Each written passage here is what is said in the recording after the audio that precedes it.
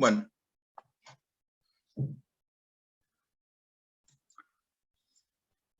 Tenemos los fármacos, los antibióticos, los beta-lactámicos, ¿no?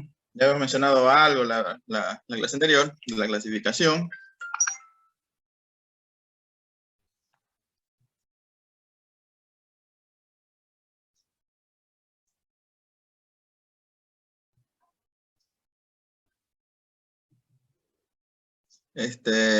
Del gráfico que se había mencionado, de la bacteria.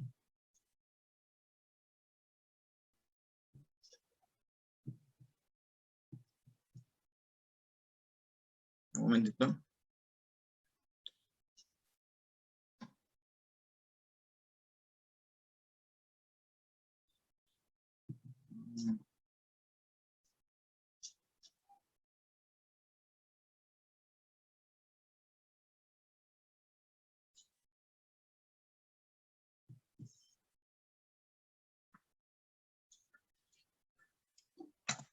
Bueno, entonces tenemos los antibióticos beta-lactámicos, ¿no?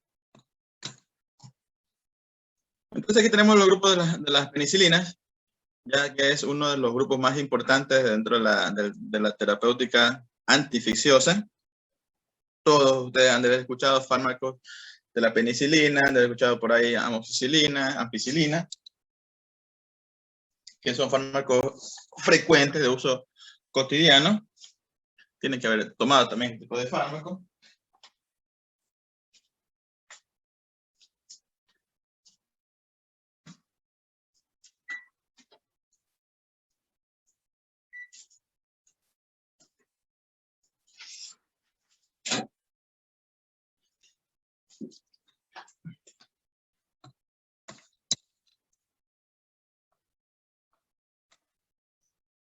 Recording in Entonces, progress. un grupo importante para el tratamiento, ¿no?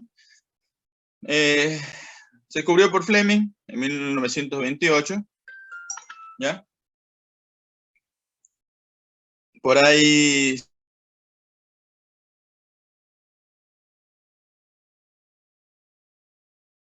de que esto combatía infecciones por un cuadro de un policía, más o menos en 1941. Se utilizó el fármaco, ¿ya? Y bueno, por ahí hubo una respuesta contra la infección como tal. Ya, más o menos por esa época fue que se tuvo el talle. Pero tener en cuenta que el descubrimiento fue por Fleming, ¿no? Eso es algo totalmente básico, porque dentro de los nombres históricos de los antibióticos, por ahí está Domag y Fleming, así que lo principal, ¿ya? Estos tipos de fármacos son antibióticos bactericidas, van a producir la lisis de la bacteria, contienen en su estructura un anillo beta-lactámico, que es la que le da la actividad antibacteriana. O sea, tener en cuenta lo importante, por eso se llaman beta-lactámicos, pues tiene un anillo beta-lactámico, por lo cual esto es lo que le da la propiedad bactericida, por lo cual vamos a escuchar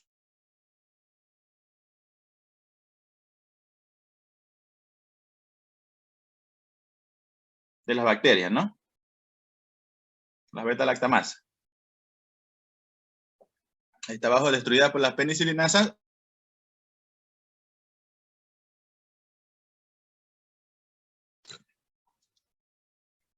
Las subclases, porque tiene varias subclases, difieren en sus actividades antimicrobianas, ¿ya? Entre los fármacos de espectro corto, susceptibles a la beta-lactamasa o penicilinasas, tenemos la penicilina G y penicilina B, ¿ya? Por ahí ustedes deben haber escuchado la penicilina benzatínica, creo que todo el mundo lo habrá escuchado. Fármaco de espectro corto resistente a la penicilinasa, tenemos la meticilina y la nafcilina, ¿ya? Por ahí no son tan comunes, ¿ya? Otro tipo de aplicaciones. Y los fármacos de espectro amplio susceptibles a las penicilinasas, que tenemos la ampicilina y la amoxicilina. También la ticalcilina, pero los más comunes son la ampicilina y la amoxicilina. Yo creo que todo el mundo ha tomado ese tipo de fármaco, ¿no? A excepción de que sea alérgico, ¿no? Entonces, en cuenta este tipo de fármacos. Entonces, el mecanismo de acción como tal de estos de estos fármacos es que interfieren en la síntesis de peptidoglucano de la pared celular. Habíamos mencionado que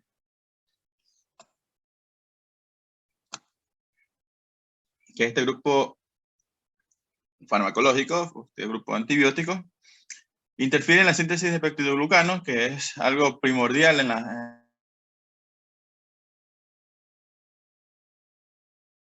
celular, va a producir la lisis bacteriana, ¿no? Entonces, ¿cómo lo hace? Mediante la unión a proteínas fijadoras de penicilina, ¿ya? Que se encuentran en las bacterias. ¿Qué es lo que va a hacer esta unión, estas proteínas? Impiden lo que son las transvectidasas, que es una enzima que interviene en toda esta formación, ¿ya? De los peptidoglucanos, en la fase final de la síntesis de la pared. Entonces, al interferir con esta enzima en la formación de los peptidoglucanos, va a producir la lisis celular o bacteriana, ¿no? Que es lo que se busca como tal, ¿ya? También da acción activando las enzimas autolíticas, ¿no? De la bacteria para que se destruya. Entonces acá tenemos un gráfico que por ahí algo ayuda del mecanismo de acción para hacerlo más sencillo, lo más sencillo posible, de la unión de la penicilina con esta enzima de las transvectidasas, ¿ya? Para impedir lo que es la formación del peptidoglucano y a su vez, bueno, forman el complejo penicilina-enzima, las transvectidasas, ¿ya? Y impide la formación del peptidoglucano y por ende va a haber inhibición de la síntesis de la pared celular. Entonces, si no hay pared celular,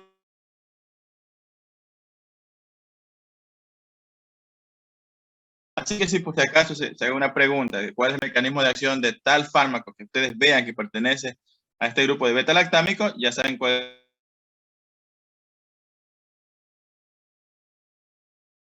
en común tienen el mismo mecanismo de acción, ¿ya? Por si acaso.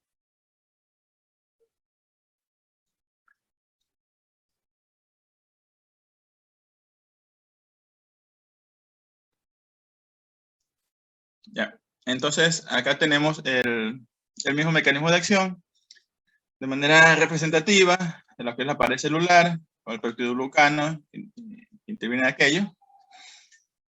Y como la penicilina tiene que ver con la unión con las proteínas de unión, inhibición de la enzima, de la transvectidasa, y esto a su vez impide la formación o la síntesis de la pared bacteriana del peptidoglucano y por ende va a terminar con la lisis bacteriana, ¿ya? Entonces, tener en cuenta este mecanismo de acción es general a todas las penicilinas, ¿no? De ahí vamos a ver la división que van a tener, los tipos, etc. Entonces, aquí tenemos los tipos de este grupo farmacológico. Tenemos de origen natural, tenemos la bencilpenicilina, penicilina G, ¿ya? O la fenoximetilpenicilina, que es la penicilina B, ¿ya? Por ahí ustedes han de haber escuchado, como les dije, la benzatínica, todo el mundo ha escuchado, o sea, ese tipo de penicilina, la penicilina G, ¿no? Son fármacos de elección en muchas infecciones, ¿ya? Se escucha frecuentemente penicilina, ¿ya? Pero lo inconveniente de este grupo de farmacológico es que tiene una escasa absorción por tubo digestivo. ¿Ya? Es por eso que estos fármacos existen de manera endovenosa o intramuscular. Y el otro inconveniente que tiene es la sensibilidad por las beta-lactamasas, ya por los casos de resistencia que se suelen encontrar. También tenemos de origen semisintético, ya semisintéticos, lo otro era natural, entonces son semisintéticos, ya. Penicilina resistente a la beta-lactamasa, tenemos la meticilina, que es la representante como tal, de amplio espectro, ampicilina, amoxicilina, dentro del grupo de los semisintéticos, tener en cuenta eso, o aminopenicilina, ¿ya? Y la piperacilina, que es un punto aparte, que tiene una actividad importante contra pseudomonas, ¿ya? Piperacilina, es fármaco de uso hospitalario. Vamos a ver varios gráficos de clasificación, porque varios textos lo ponen de diferentes maneras. Por ahí tenemos naturales, la penicilina G o bencilpenicilina, ¿ya? La benzatínica, penicilina B. ¿Qué fármaco que se utiliza vía oral? Pero tener en cuenta el detalle que se había mencionado previamente de la escasa absorción. Por eso es que no se escucha este tipo de fármaco de manera frecuente, ¿no? Por uno siempre por ahí escucha penicilina más de uso parenteral, ¿no? Aquí tenemos otra clasificación: naturales, las semisintéticas y los inhibidores de la beta-lactamasa. ¿Ya? Las semisintéticas, por ahí tenemos la resistente a la penicilinasa, ¿ya? Y las penicilinas de amplio espectro. Aquí tenemos la aminopenicilina, carboxipenicilina y las uridopenicilinas, que le veremos más adelante acá. Otro cuadro de las semisintéticas. Vemos las que son total a la penicilinasa. Acá hacemos énfasis en la oxacilina, dicloxacilina, ¿ya? Más común tenemos la cloxacilina, meticilina y nafcilina. Creo que todas estas, las que son por ahí frecuentes, son las dicloxacilina y la oxacilina, ¿ya? Penicilina de amplio espectro, ampicilina y amoxicilina, ¿ya? Y de espectro extendido, directamente con una actividad importante contra la pseudomonas, la ticarcilina, la piperacilina. Piperacilina, ya le dije, bastante frecuente en uso hospitalario, por el espectro que tiene este tipo de fármaco, pero todas son semisintéticas. Entonces aquí hacen una diferencial entre las de origen natural y las semisintéticas. A su vez, las semisintéticas tienen unas subdivisiones que pienso que este cuadro está un poco más representativo, ¿no? Como la resistente a penicilinasa de amplio espectro y de espectro extendido. Mecanismo de acción, bueno, mecanismo de la resistencia, bueno, la formación de penicilinasa o de beta-lactamasa es un mecanismo de resistencia que tienen las bacterias como tal, ¿ya? O, que es la más común, ¿no? O cambios de la estructura de las proteínas de unión a la penicilina, ¿no? Acuérdense en el mecanismo de acción que tiene que haber unas proteínas de unión, entonces, si cambian la estructura de esta proteína, adquiere un mecanismo de resistencia para que el fármaco no haga efecto sobre la bacteria, ¿ya? Por ahí tenemos ejemplos, los fármacos que se escuchan bastante resistentes, como el Staphylococcus aureus resistente a meticilina, ¿ya? O el estafilococo resistente a nafcilina. Aspectos farmacocinéticos en general de todos este grupo farmacológico. La absorción oral es bastante variable. ¿Ya? Hay que tener en cuenta por ahí el medio ácido, ¿ya? Que los puede inactivar, y también lo que son los alimentos. Fármacos se utilizan por vía intravenosa, por vía intramuscular, en tener en cuenta que por ahí tienen una acción prolongada en la acción intramuscular, más que todo la penicilina o la benzatínica, ¿ya? La eliminación de la mayor parte es por vía renal, 90%, y lo que le había dicho, bueno, una acción prolongada de depósitos, la penicilina benzatínica, ¿no? ¿Cuáles son los efectos adversos a tener en cuenta de estos fármacos como tal? Que también es un punto importante, que por eso se lo ponen en negrillas, ¿ya? En general son poco tóxicos, digamos, como tal, por eso es que por ahí estas son de venta libre como tal, aunque todo fármaco debería tener su receta, pero venta libre, ¿ya? Pero entre los efectos que pueden dar, el principal, el que, como dice, cataloga a las penicilinas, es la hipersensibilidad. Ya le había dicho la vez pasada que es como que el título que va con estos grupos farmacológicos en lo que es efectos adversos. La hipersensibilidad, hay personas que en el interrogatorio hay que preguntar si es alérgico o no a la penicilina. Por ahí el paciente hay que decirle si tiene alergia o no a la ampicilina, amoxicilina, que son fármacos comunes, y te va a mencionar si es o no es alérgico como tal, ¿ya? Por ahí también suele darse otros efectos como tal: fiebre, exantema cutáneo, enfermedad del suero. En el peor de los casos, un shock anafiláctico por caso de hipersensibilidad. ¿Ya? Todo esto tiene que ver con lo que es hipersensibilidad. Otras alteraciones ya un poco más frecuentes, ya porque que se pueden presentar, son alteraciones digestivas a nivel gastrointestinal. ¿Ya? Entonces, por eso lo pongo hasta con negrillas. Molestias gastrointestinales, en el cual están las náuseas, pues diarrea, ¿ya? Y también se puede dar caso de infecciones oportunistas, ¿no? ¿Por qué? Porque te va a alterar la flora la flora digestiva como tal. Entonces, si te altera la flora normal, te predispone a infecciones oportunistas, ¿no? Entonces, de manera general, efectos adversos, gastrointestinales y de hipersensibilidad. Esos son lo que encasillan estos tipos de fármacos, ¿no? Tenemos más, ¿no? Pero bueno, esos son los que salen para mencionar, ¿no? Entonces ahí tenemos las reacciones como tal. Las reacciones de hipersensibilidad siempre va como que es lo principal que tener en cuenta, ¿ya? Porque te puede producir un cuadro bastante importante que te puede complicar al paciente. Lo que le estaba mencionando, lo que es el shock anafiláctico, ¿ya? De ahí es una división del el tiempo que se produce, que puede ser de manera inmediata de 2 a 30 minutos, acelerada hasta 72 horas o tardía más 72 horas. La gravedad varía esta reacción de alergia que puede presentar el paciente, desde simples erupciones cutáneas, o sea, se comienza, entre comillas, a ronchar, por decirlo así, para que pueda, palabras criollas, ¿ya? Hasta el peor de los casos, producir un shock anafiláctico, ¿no?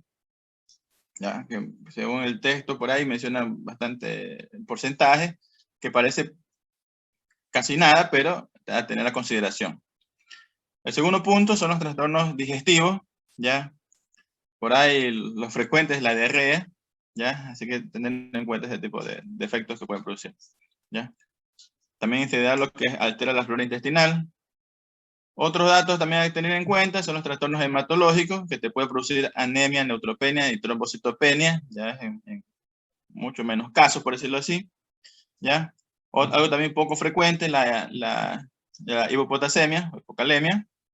Te pueden producir nefritis intersticial, por ahí la ampicilina, ¿ya? Y casos de encefalopatías, pero bueno, eso es totalmente ya,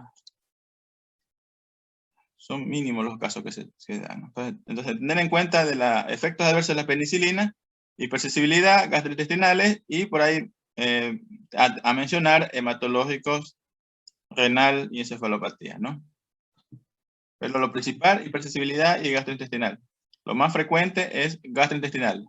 Entonces, por ahí sale alguna pregunta o siempre van a mencionar cuál es el efecto adverso más frecuente, gastrointestinales, ¿ya?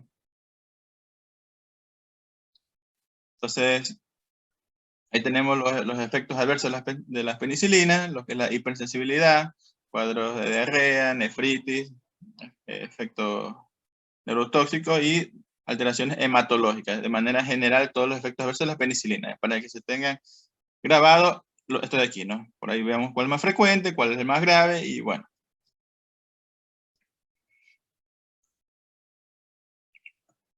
Y bueno, por ahí estos fármacos también se pueden utilizar, se le puede añadir lo que son los inhibidores de la penicilinasa o la beta-lactamasa, ¿ya?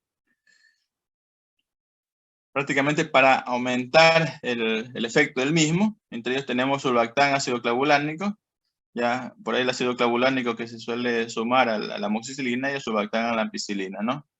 Entonces esto actúa como inhibidores de la penicilinasa. Hay una clasificación para mencionarle como grupo y su antibiótico respectivo. Vamos a nombrar por ahí la más importante. Tenemos por ahí la bencilpenicilina, penicilina G, procaína y la benzatínica. ¿Ya? Por ahí la administración intramuscular, las concentraciones por ahí de 4 a 5 días, la procaína y la besatínica de hasta 26 días, que es el dosis de almacenamiento que se da, ¿no? Por eso es que esa es la que ustedes suelen escuchar, la besatínica.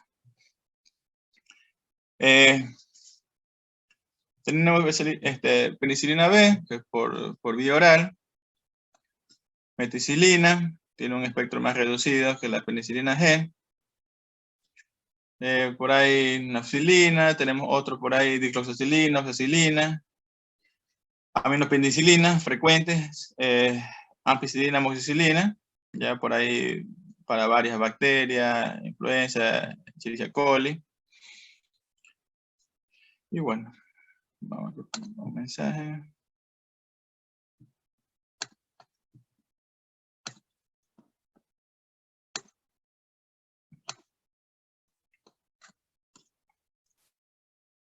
¿Cuál es el uso clínico? Bueno, tenemos varios ejemplos. Bueno, vamos por ahí a tener varios varios gráficos por ahí que menciona, la penicilina G, contra estreptococo, enterococo, meningococo, treponema pallidum, que es el fármaco de elección, cuadros de sífilis, penicilina todavía se sigue administrando, noxilina, oxacilina, para infecciones estafilocócicas conocidas, amoxi y ampi, para estreptococo, Escherichia coli, hemófilo influenza, y bueno, y hay otro fármaco directamente para tratamiento de las pseudomonas, ¿no? Dicarcilina, piperacilina.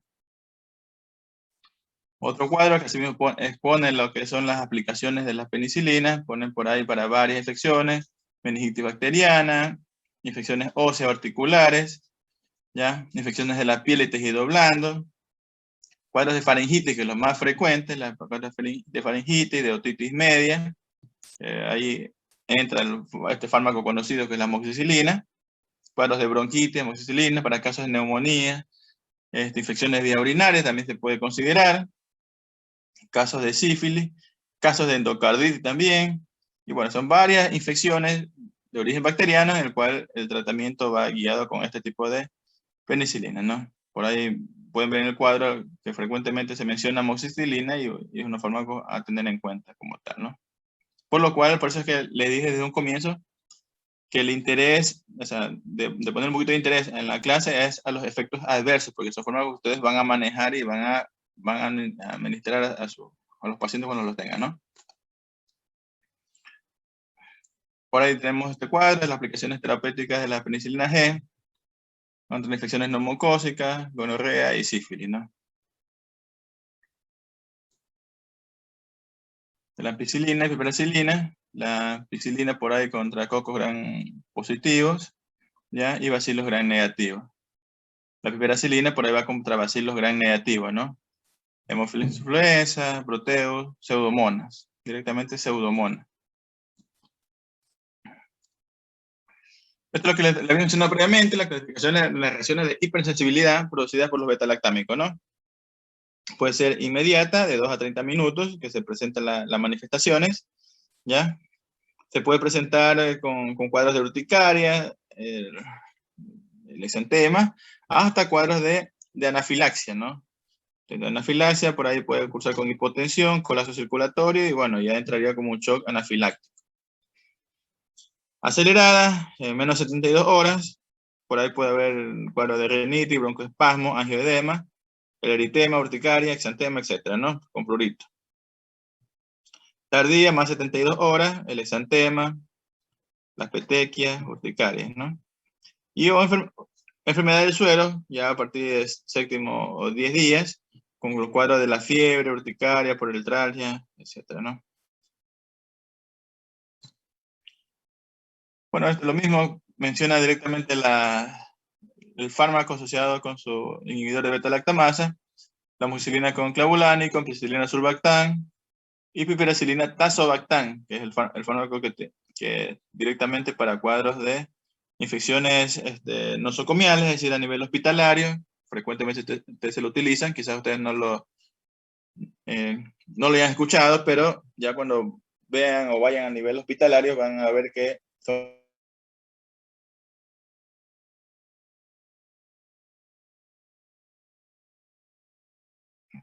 nosocomial, que es el que se llama, ¿no? Por ahí frecuentemente, ¿no?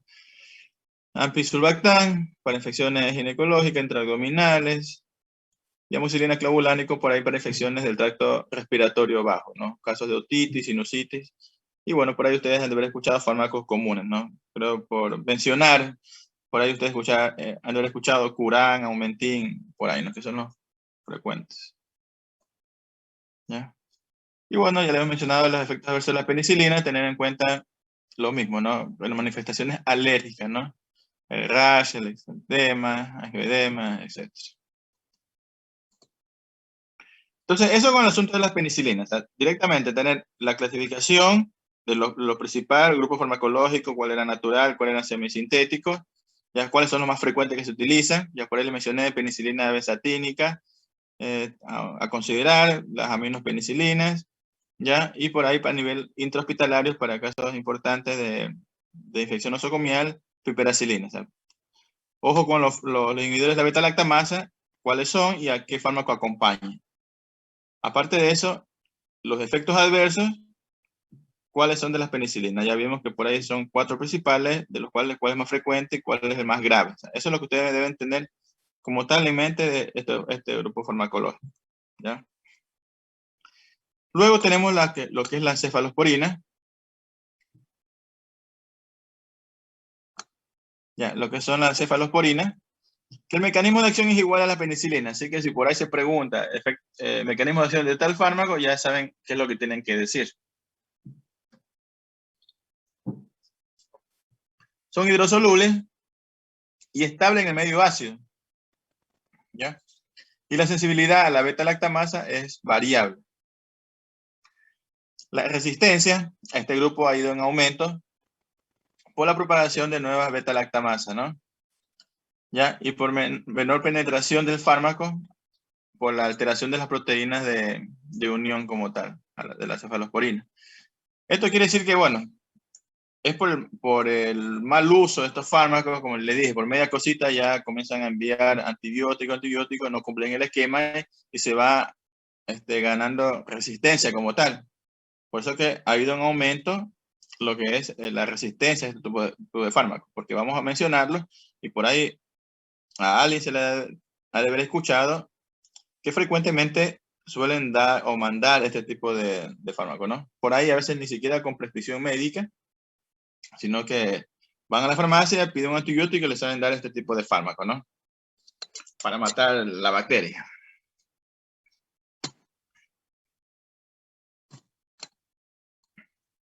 Entonces, datos de farmacocinética por vía oral, se suelen dar varios fármacos, ya vamos a escuchar, varios fármacos se suelen dar en comprimidos, cápsulas que suelen dar, ¿ya? También hay aplicación intramuscular e intravenosa, ¿no? Por ahí tener en cuenta que la administración intramuscular, hasta con punto aparte ahí al ladito, se menciona como dolorosa porque produce dolor importante, es la administración intramuscular. Se distribuyen por todo el organismo, algunas atraviesan la barrera hematocefálica, como la cefotaxima, cefuroxima, la ceftriaxona, ¿ya? La excreción por lo general va a ser por vía renal y la ceftriaxona por ahí tiene un 40% por bilis. Tener en cuenta que los fármacos de primera y segunda generación no entran por sistema nervioso central. Estos tipos de fármacos se los va a clasificar por generación, ¿no? Primera a cuarta generación, y ya vamos a mencionar cuáles son los fármacos, ¿no?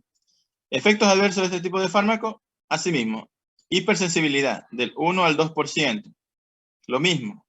Entonces, ojo con esto, o sea, estamos hablando de efectos adversos, que también mencionamos hipersensibilidad, y esto también te va a dar lo que es la sensibilidad cruzada de un 10%, es decir, que los que son alérgicos a la penicilina también tienen alergia a los cefalosporinos, por eso se llama sensibilidad cruzada, pero en un 10%. Teniendo en cuenta los otros efectos adversos, el efecto nefrotóxico, la intolerancia al fármaco y, bueno, cuadros digestivos como la diarrea, que eso, algunos fármacos de los que vamos a ver aquí en adelante te van a producir efectos digestivos. Entonces aquí tenemos un cuadro de los grupos y antibióticos de primera, segunda, tercera, cuarta y por ahí una quinta o nueva generación que se llama de cefalosporina. Entonces, la primera generación tenemos el cefalotina, cefazolina, cefalexina, que son fármacos comunes, cefadroxil. Fármacos comunes, porque ahí por ahí en los textos me menciona un poco más. Segunda generación, podemos mencionar cefuroxima, cefaclor, ¿ya? Cefoxitina. Tercera generación, digamos la que encabeza ahí es la ceftriaxona y ceftazidima. Y cuarta generación, cefepima. Ya, digámosle hasta ahí, ¿no? Que son los más comunes. Entonces acá tenemos un cuadro un poco extenso de la cefalosporina, tanto de primera, segunda y tercera y cuarta generación, ¿no?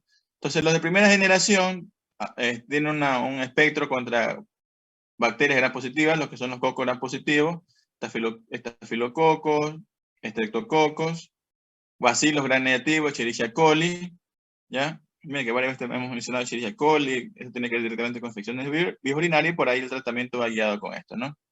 Cefalosporina de segunda generación, estafilococos, Streptococcus pneumoniae, cocos gram negativos, bacilos gram negativos, Cefalosporina de tercera generación, así mismo con coco gran positivo, gran negativo y bacilos gran negativo. Y bueno, cefalosporina de cuarta generación que tiene una cobertura más amplia como tal, ¿no? Pareciera tercera, pero abarca un poco más de este tipo de fármaco. Para hacerlo un poco más sencillo, ¿ya? Porque por ahí no se pueden grabar las bacterias y todo eso. Vamos a decir acá. Entonces, el espectro de cefalosporina por ahí para hacerlo un poco más sencillo, es que los de primera generación, a manera de representación, ¿no? A mayor flecha, quiere decir que tiene mayor espectro contra ciertos grupos bacterianos. Entonces, predomina más hacia el gran positivo que los gran negativos. Los de segunda generación, digamos que es casi a la par, por ahí un poquito como que tiende hacia los gran negativos. Los de la tercera es totalmente la balanza se inclina hacia los gran negativos, se cubre positivos, pero más hacia los gran negativos. Y bueno, los de la cuarta sí es amplio espectro, ¿no? Entonces aquí les he señalado por ahí las que son de uso frecuente en nuestro medio, estamos hablando, ¿ya? De la cefalosporina, ¿no? Entonces, la primera generación tenemos por vía parenteral, es decir, de manera endovenosa o intramuscular, tenemos la cefazolina. Cefazolina es frecuente a nivel hospitalario, ¿ya? Por ahí hay pacientes que van a ir a procedimientos, se suele dar este tipo de fármaco, ¿ya? Y por vía oral tenemos cefalexina. Creo que todo el mundo ha escuchado cefalexina, así que cefalexina, miren dónde pertenece a primera generación. Entonces ustedes van vinculando primera generación y se les viene a la mente este cuadro para tener una relación con los gran positivos, ¿no? Y de ahí directamente se gatillan al cuadro que está acá para ver qué bacterias pueden estar, ¿no? La segunda generación tenemos la cifuroxima. Cifuroxima hay parenteral, pero también hay vía oral. Y por ahí también mencionamos cefaclor. Ya, hay varias. Cefoxitima también podemos mencionarla. Bueno. Tercera generación, las que encabezan, ¿no? Ceftriaxona, ceftazidima. ¿Ya? Cefotaxima también se la puede mencionar. Pero bueno, esas son las que encabezan como tercera generación. Entonces ustedes dan tercera generación directamente, ya esto es gran negativo, frecuentemente, ¿no? A nivel parenteral. Y de cuarta generación, que es directamente de uso parenteral, cefepima. ¿Ya? Entonces por ahí vemos hasta señalado cuáles son las más frecuentes y por ahí me voy a tener en cuenta estas que están ahí mencionadas, ¿no? Entonces tenemos los usos clínicos de la cefalosporina, primera generación, cefazolina, cefalexina, contra coco gram positivo, Escherichia coli, Klebsiella, algunas especies de proteus, segunda generación, cefaclor, Bacteroides fragilis, hemófilo influenza, Moraxella catarrhalis. Tercera generación, ya esto abarca un poco más a los bacilos gram negativos, ¿ya? Un espectro un poco más amplio, ¿ya? Y los de cuarta generación, bueno, cefepima como tal, ¿no? Entonces, también ha sido un espectro aumentado. Aquí está el asunto de las aplicaciones clínicas de la cefalosporina. Por ahí tenemos para casos de infecciones, casos de sepsis, cefuroxima, cefotaxima, para causas de neumonía, para casos de meningitis, ceftriaxona, infecciones de vías biliares, infecciones de vías urinarias también, y casos de sinusitis también, bueno, se manda ya de manera ambulatoria por vía oral. Entonces miren las infecciones que se pueden tratar con la cefalosporina, ¿no? Por ahí como tener en cuenta, ¿no? Entonces acá también más cuadro de aplicaciones de la cefalosporina. Primera generación para infecciones leves a moderadas, ¿ya? Leves a moderadas, que se adquiere a nivel extrahospitalario, infecciones de piel, tejidos blandos, faringoamigdalitis, casos de neumonía comunitaria, ya que no sean tan graves, ¿ya? Y también como profilaxis en cirugías y procedimientos limpios, ¿no? Entonces, limpio contaminado. Entonces, sí, por eso le decía, este tipo de fármacos se lo utiliza frecuentemente como para procedimientos quirúrgicos también, ¿no? De manera profiláctica. La segunda generación, para casos de infecciones leves moderadas, asimismo, infecciones, otitis, casos de faringoamigdalitis, infecciones de tejido blando, neumonía, también se suelen utilizar para infección de vías urinarias, ¿ya? También como profiláctico en procedimientos.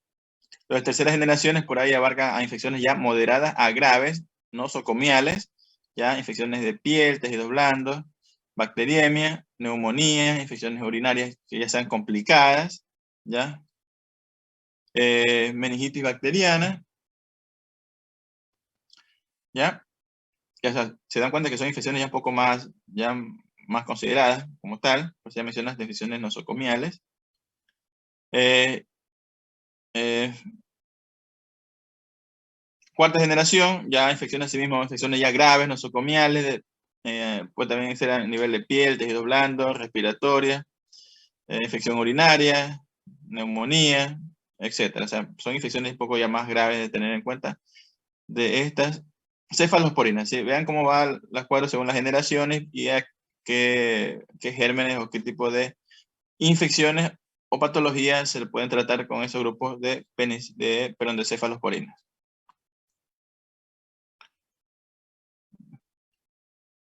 Tener en cuenta que la cefalosporina por ahí no penetra en el líquido cefalorraquídeo, a excepción de las de mayor espectro, ¿no? Aquí también está el mismo cuadro, que lo puse más que todo es por de la cobertura, o del espectro que tiene este grupo farmacológico, ¿no? Entonces vimos la de primera generación, ya por ahí mencionamos ponen varios ejemplos, cefazolina, cefadroxila, cefalexina, ya más hacia los gram positivos que negativos como tal, ¿ya? Por eso primero se piensa ya como infecciones que pueden ser por gram positivo, se da ese tipo de tratamiento, ¿no? La segunda generación, por ahí más, por eso le dice, es casi a la par, pero un poquito como que se hace hacia los gram negativos, ¿ya? La tercera generación predomina más la balanza hacia los gram negativos que los gram positivos, pero tiene para infecciones un poco más consideradas, a nivel hospitalario, ya les puse los ejemplos previamente. Y lo de cuarta generación tiene un espectro más amplio como tal, puesto que cubre de manera importante tanto gram positivo como gram negativo, ¿no? Para infecciones más graves, pseudomonas, etc. ¿Ya? Por eso lo ponen como infecciones más severas. ¿Ya? Entonces este cuadro lo pongo como referencia a la cobertura más que todo de este tipo de fármacos. ¿Ya? Por ahí algunas ventajas de este tipo de fármacos, cefazolinas, de primera generación. Bueno, cefalexina también es fármaco común, cefadroxilo. Igual ya vimos para qué tipo de infecciones, ¿no? Infecciones respiratorias, otitis, etc. La segunda generación, cefuroxima, asimismo para infecciones de vías respiratorias, también se puede dar para infecciones de vías urinarias, también frecuentemente que lo suelen administrar. Tercera generación, ya estos fármacos ya atraviesan la barrera a lo que es a nivel del líquido cefalorraquídeo, ya contra bacterias un poco más que causan infección ya moderadas a severas, contra pseudomonas, y bueno, y cuarta generación asimismo con infecciones de amplio espectro. Entonces, eso con la cefalosporina. O sea, a manera de resumen, tener en cuenta mecanismo de acción parecido al anterior. ¿Ya? Clasificación, determinar por la generación, de primera a cuarta generación, cuáles son los fármacos más comunes en nuestro medio, ya, a considerar, y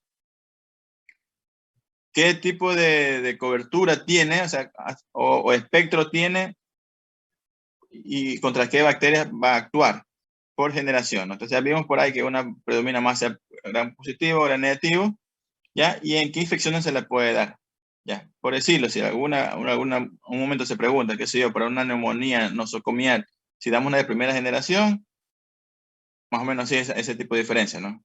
Que más obvio se da una de mayor generación, tercera, cuarta generación, para un caso de una neumonía ya más grave. Entonces, a tener en cuenta esos datos de ahí. Entonces, clasificación, a qué infecciones se las puede administrar, y lo que es efectos adversos, ¿no? Lo que es hipersensibilidad, sensibilidad cruzada y molestias digestivas como tal, que es frecuente ese tipo de fármacos. Otro grupo de beta-lactámicos tenemos los carbapenémicos y monolactámicos, ¿no? Entonces, esto sirve para gram negativos, productores de beta-lactamasa y resistentes a la penicilina. Entre ellos tenemos el imipenem y meropenem.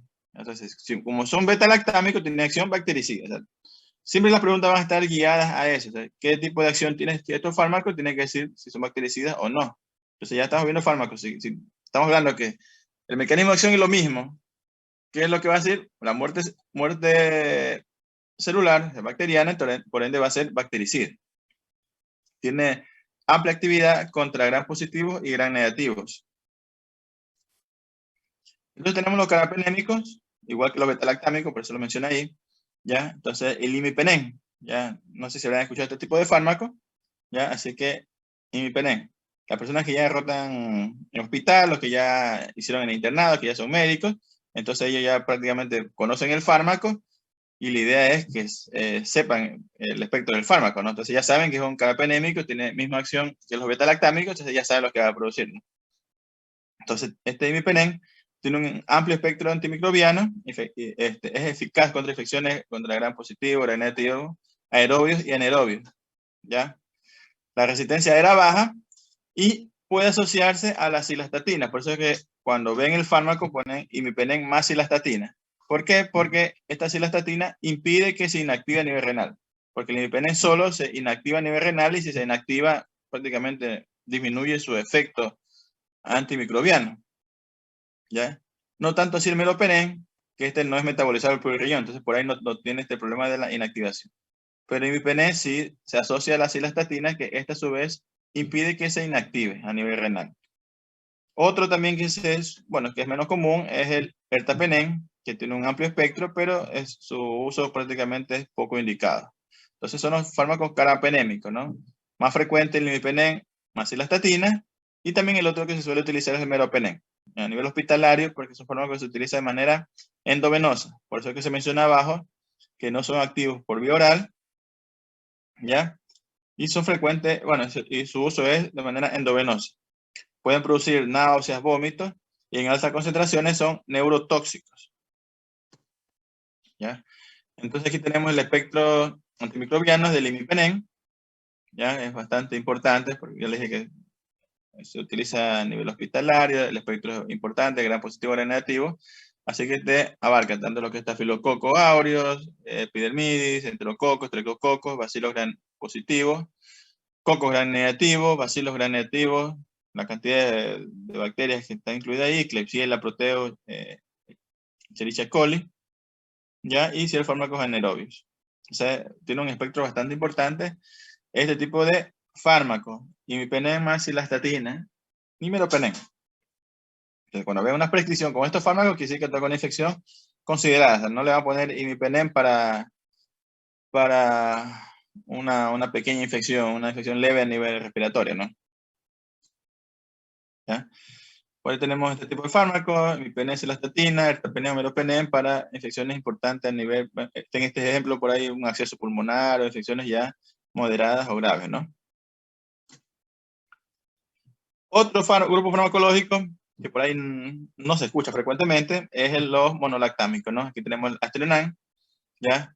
Resistente a mayoría de beta-lactamasa, se utiliza por vía parenteral, una semivida plasmática de 2 horas, y es activo solo frente a bacilos aerobios gram negativos y también pseudomonas, ¿ya? Neisseria meningitidis y hemófilo influenza, ¿ya? No a gram positivo ni a anaerobios, o sea, no te llega a tener esa cobertura contra gram positivo en anaerobios, sino directamente bacilos gram negativos, ¿no? Como está mencionado ahí. Efectos adversos, igual que los anteriores, ¿ya? ¿Ya? Pero este no provoca reacción alérgica a personas sensibles a la penicilina.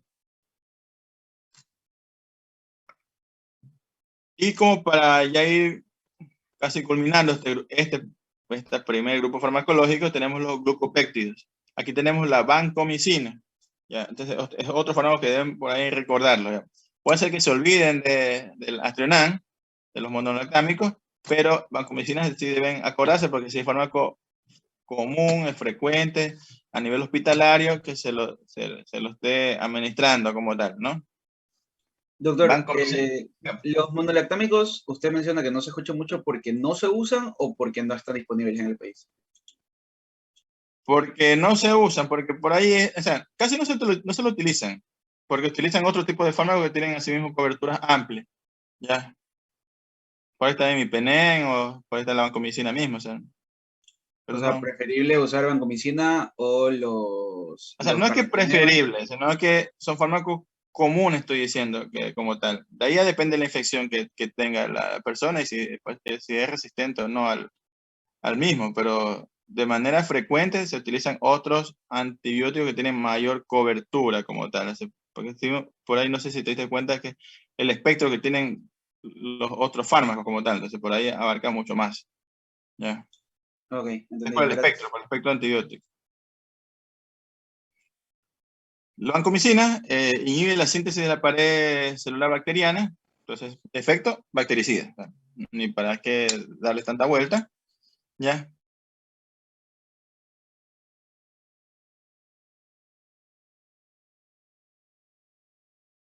¿Ya?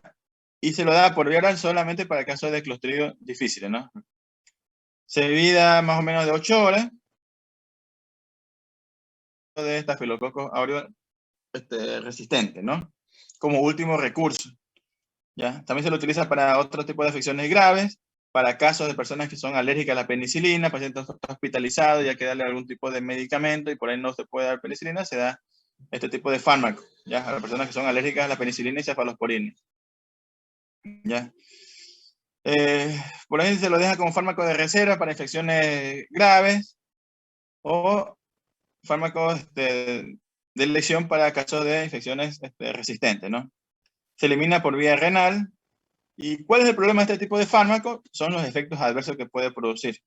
¿Ya? Entonces vemos que son algunos, puede producir, bueno, de la parte de exantema cutáneo, un rash exantemático por todo el cuerpo, y esto se lo denomina a esta persona porque se pone una coloración rojiza, el síndrome de hombre rojo, ¿no? Por ahí creo que tengo un gráfico, más o menos así, ¿no? Síndrome de hombre rojo por un efecto de la vancomicina. Entonces el paciente se le está administrando vancomicina, que es un fármaco de uso parenteral, ¿ya? En ampolla y todo se pasa diluido.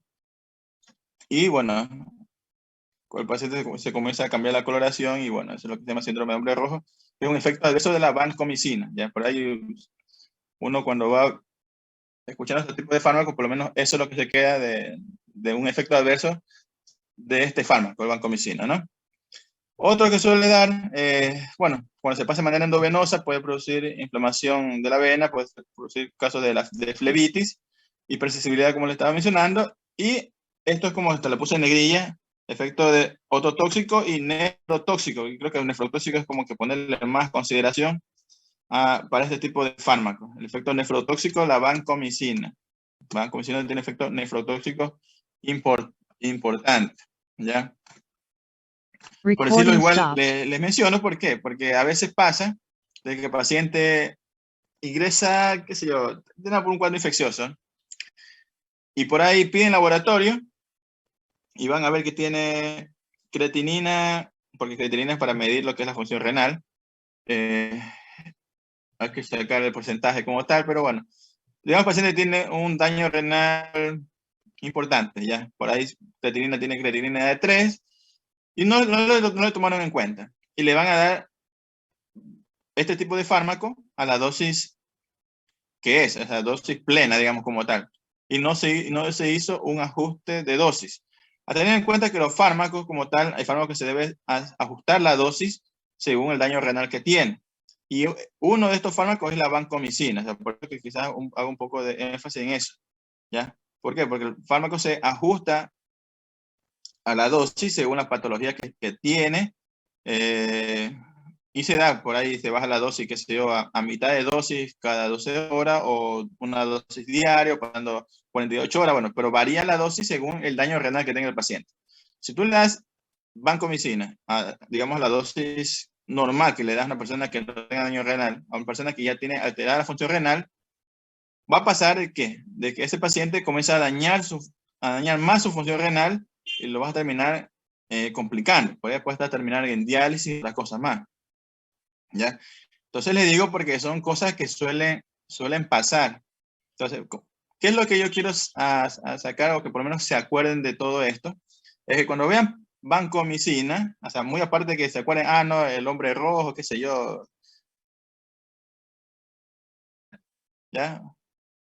Lo que sea, pero tener en cuenta de que hay que tener el daño renal que te puede producir este fármaco. O sea, tener en cuenta cómo está la función renal de ese paciente. Porque si el paciente ya tiene daño renal y le van a meter vancomicina, o no le vas a tener en cuenta la dosis de vancomicina, que pasa, digo porque pasa, porque uno ve este tipo de cosas, ¿ya? El paciente va a hacer más daño renal. Y les digo porque no es que, no puede ser, el paciente te hace daño renal con vancomicina si tú no le pones asuntos, o ya el paciente tenía ya un daño renal previamente. Entonces, tú qué es lo que tienes que hacer es ajustar la dosis, ¿ya? Ahí todo depende de la patología, como le digo, de una infección y el daño renal que tenga el paciente. Entonces, bueno, ahí se le ajusta, se da la media dosis cada 12 horas, o una vez al día, o cada 48 horas, bueno, según el cuadro del paciente. Eso lo van a aprender según la enfermedad, pero lo que sí voy a es que vancomicina te produce daño renal, o sea, eso es bastante importante. Así como otro grupo farmacológico, vamos a ver posterior, que son los aminoglucósidos, así mismo el efecto adverso es nefrotóxico, ¿ya? Porque sí te dan daño renal, o sea, sí te produce. No es que puede ser que sí, puede ser que no, sí te produce daño renal, ¿ya? Esto es algo que se ve, ¿ya? Por ahí a veces se pasa, están como vancomicina como 8 días y no tienen ningún control de función renal. Solamente ya cuando se dan cuenta que el paciente no orina, terminan en diálisis. ¿Ya? Entonces, solamente para considerar nada más, ¿no? Ya le dije que igual la idea es que algo se acuerden, así que siempre, por lo menos de algún fármaco, por no se acuerdan esto, ¿no? Entonces ya se acuerdan de vancomicina, bueno, fármaco que se utiliza frecuentemente a nivel hospitalario, ¿no? Así que si ustedes por ahí van a hacer el internado en un lado y van a ver el paciente está con vancomicina, entonces no les cuesta nada vigilar función renal. Entonces mirar y todo eso, ¿no? Recording ya depende nomás que el stopped. hospital tenga para esos controles. Recording in progress. Bueno, aquí tenemos el espectro antimicrobiano de la vancomicina, gran positivos, bacilos gran positivos, etc.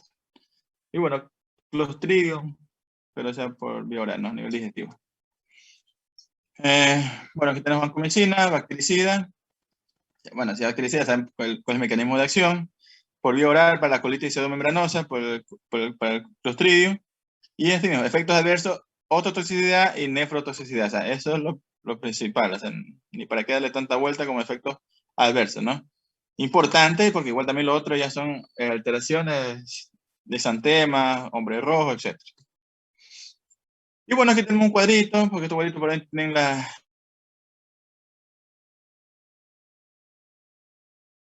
considerar, como quien dice, bueno, penicilina, antibióticos de primera elección, a muchas infecciones, por eso ustedes escuchan las penicilinas, las aminopenicilinas.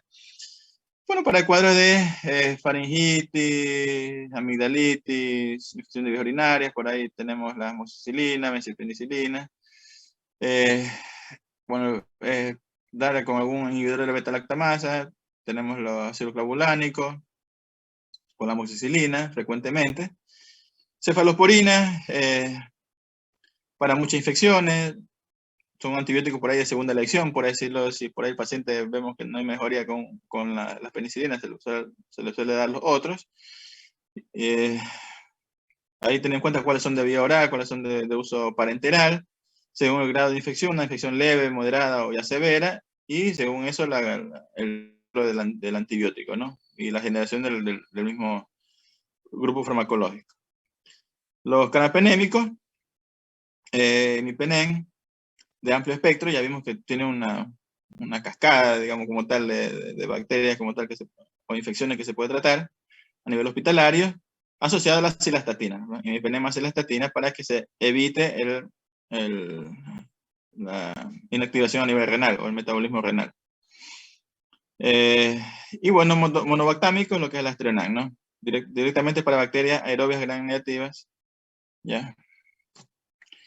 Este es un cuadro de una endocarditis, crecimiento de una vegetación, acúmulo de bacterias a nivel de las válvulas cardíacas y bueno, el tratamiento por ahí, porque hay varios esquemas de tratamiento, bueno, uno de ellos también está la vancomicina, ¿ya?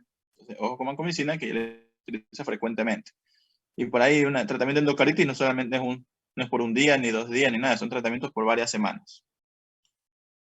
Ya le vimos el síndrome del hombre rojo por efecto de la vancomicina.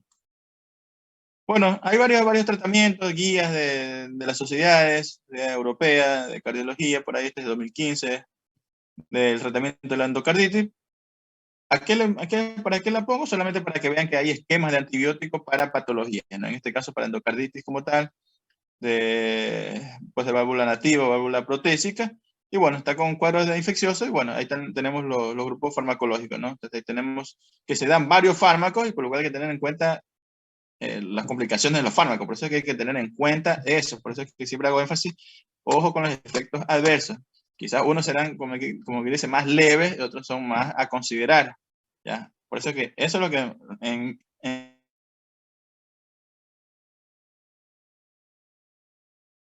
más oxacilina y gentamicina, miren, 3 fármacos que se utilizan ahí. Por ahí tenemos la dosis, que no es de aprendizaje ahora, ¿ya? Y por ahí a considerar eso, ¿no? Otro esquema, banco y genta, que es el que frecuentemente se utiliza a nivel hospitalario. Ahí están mencionando vancomicina, gentamicina. Entonces, vancomicina, tener en cuenta su efecto. Ahí enseguida a usted se le viene hombre rojo y aparte daño renal. Gentamicina, que vamos a ver en unos minutos, así mismo se le viene a la mente daño renal. Así, ojo con esto. Entonces, no hace una vigilancia de la función renal o no ajusta la dosis del paciente si ya tiene alguna afección renal, te vas a complicar con esto, ¿no? Por ejemplo, mencionar acá para pacientes alérgicos a la penicilina, pero a veces se utiliza como esquema, ¿no? Ahí está banco, genta, rifampicina y bueno. Y bueno, este es el cuadro de la...